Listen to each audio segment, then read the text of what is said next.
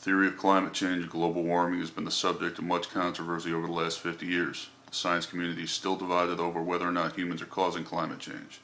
While scientists are in disagreement about how much humans are affecting the Earth's climate, they do agree that humans are having some effect on the climate. Scientists also agree that the Earth is warming.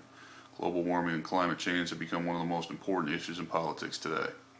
And my thesis reads, it is imperative that governments around the world all take steps to research climate change, understand how their nations are affected by climate change, and how to develop a strategic plan to reduce the effect and prepare their citizens for the future. How does climate change happen? CO2 gases get trapped in the atmosphere, preventing the sun's heat from exiting.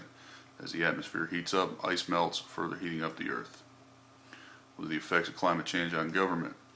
Melting of the Arctic and Antarctic ice caps would create many issues for government and politicians around the world, most notably the displacement of people.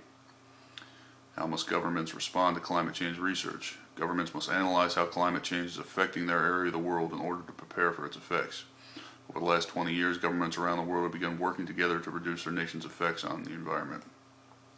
Some of the most notable strides have been the 1992 UN Framework Convention on Climate Change, the 1997 Climate Change Summit, and the 2009 Copenhagen Climate Change Summit. How have individual governments responded? The United States announced a target to reduce emissions by 17% by 2020.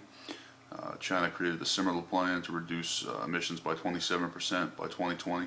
On the state level in North Carolina, a bill has been introduced called the Climate Change Adaptation Strategy Act.